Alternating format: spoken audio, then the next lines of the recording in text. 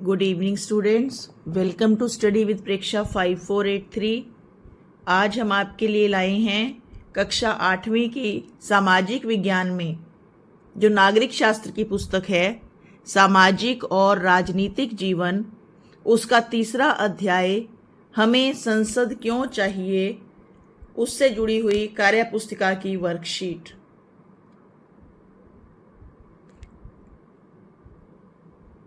इसमें हमारे चुनावों से संबंधित कुछ प्रश्न हैं।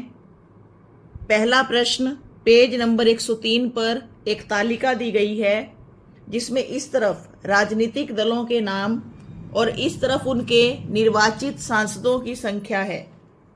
ये 1980 का चुनाव परिणाम दिखा रही है, जिस समय भारत में 529 लोकसभा क्षेत्रों के लिए चुनाव हुए थे। इन सभी में जिस पार्टी ने जितने सीटें जीती उनका वर्णन सामने है और प्रश्न अगले पेज पर है इससे संबंधित, वो हमें उनके उत्तर देने हैं। देखिए,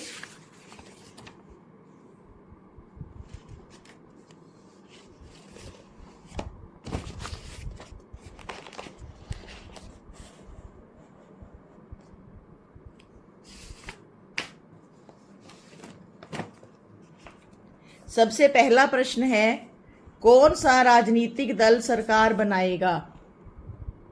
यही राजनीतिक दल सरकार क्यों बनाएगा?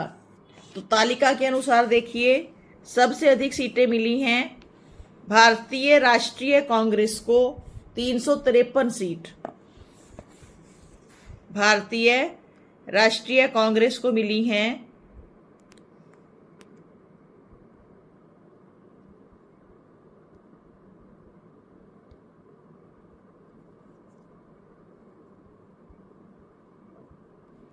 353 सीट। सबसे अधिक सीटें इसी को मिली हैं, तो भारतीय राष्ट्रीय कांग्रेस ई सरकार बनाएगी क्योंकि यह बहुमत में है। सरकार बनने पर कौन कौन से दल विपक्षी दल कहलाएंगे? कम से कम 3 नाम लिखो। जनता पार्टी सेकुलर को 41 सीट मिली है, भारतीय कम्युनिस्ट पार्टी मार्क्सवादी को 37 सीट और जनता पार्टी को 31 सीट। इस लोकसभा के चुनाव में यानी कि 1980 के चुनाव में भारत को कितने निर्वाचन क्षेत्रों में बांटा गया है? 529। लोकसभा की कार्यपालिका के सदस्य किस राजनीतिक दल के सदस्य होंगे? वो भारतीय राष्ट्रीय कांग्रेस ई के सदस्य होंगे। अब इसके बाद 15वीं लोकसभा के चुनाव परिणाम हैं 2009। उसके अनुसार भारतीय राष्ट्रीय कांग्रेस को 206 सीट मिली है, भारतीय जनता पार्टी को 116, बहुजन समाज पार्टी को 21, भारतीय कम्युनिस्ट पार्टी को 4। ये एक टेबल दिया हुआ है नीचे पूरा। इससे संबंधित प्रश्न अगली पर हैं वर्कशीट पर। देखिए, इस समय 543 सीटों के लिए चुनाव हुए। इसको अगर हम 2 से भाग कर दें तो आधे से अधिक या लगभग आधे निर्वाचन क्षेत्रों में जो दल विजय प्राप्त करेगा वही दल सरकार बना सकता है। तो इस लोकसभा के चुनाव में बहुमत प्राप्त करने के लिए हमें 271 सीटें जीतनी हैं बहुमत के लिए। तो क्या किसी एक दल ने बहुमत प्राप्त किया है? इसमें किसी ने भी बहुमत प्राप्त नहीं किया था। इसलिए जब 2 या अधिक दल मिलकर 271 की संख्या प्राप्त कर लेंगे तब वो सरकार बना लेंगे। निर्दलीय सदस्य कौन होते हैं? जो किसी भी राजनीतिक दल से टिकट ना लेकर स्वयं अपने तौर पर चुनाव लड़ते हैं और जीतते हैं, वे निर्दलीय सदस्य कहलाते हैं। अगला क्रियाकलाप देखिए, हमारे देश में स्थानीय स्तर पर पंचायती राज या नगर निकाय, राज्य स्तर पर विधानसभा और देश के स्तर पर लोकसभा व राज्यसभा हैं। यानी कि त्रिस्तरीय शासन व्यवस्था है गांव में पंचायतें हैं या शहरों में कमेटियां। चंडीगढ़ की जो हमारी सरकार है वो राज्य स्तर की सरकार है। अब हमारे राज्य में विधानसभा के चुनाव होने जा रहे हैं, जैसा कि आपको पता है, और उसके साथ साथ जम्मू कश्मीर में भी विधानसभा के चुनाव होंगे। अभी पीछे जो चुनाव हुए थे वो लोकसभा के चुनाव थे, जिसमें हमने केंद्रीय सरकार, दिल्ली वाली सरकार चुनी थी।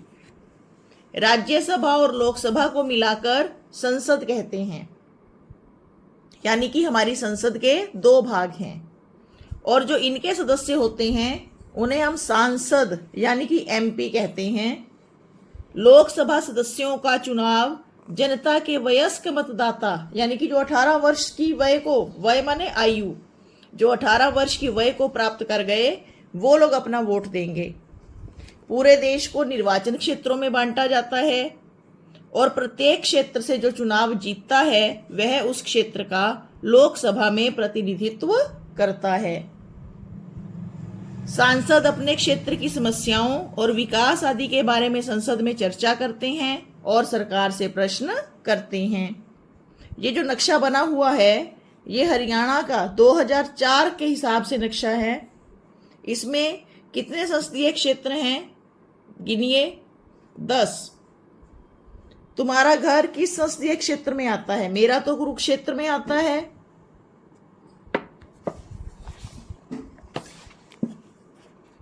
अब ये 2009 के लोकसभा चुनाव से कौन सांसद चुना गया? बहुत पुराना प्रश्न है, मैंने इसे बदल दिया है। 2024 के चुनाव में हमारे क्षेत्र से भारतीय जनता पार्टी के श्री नवीन जिंदल सांसद चुने गए हैं। इसके अलावा भारतीय राष्ट्रीय कांग्रेस और आम आदमी पार्टी ने भी चुनाव लड़ा था। हमारे एमपी को लोकसभा में किन मुद्दों को उठाना चाहिए?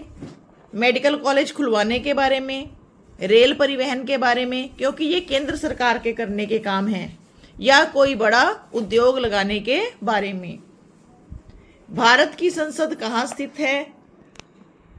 नई दिल्ली। क्या तुम संसद के लिए वोट दे सकते हो? नहीं। क्यों? क्योंकि अभी मैं 18 वर्ष का नहीं हुआ हूं।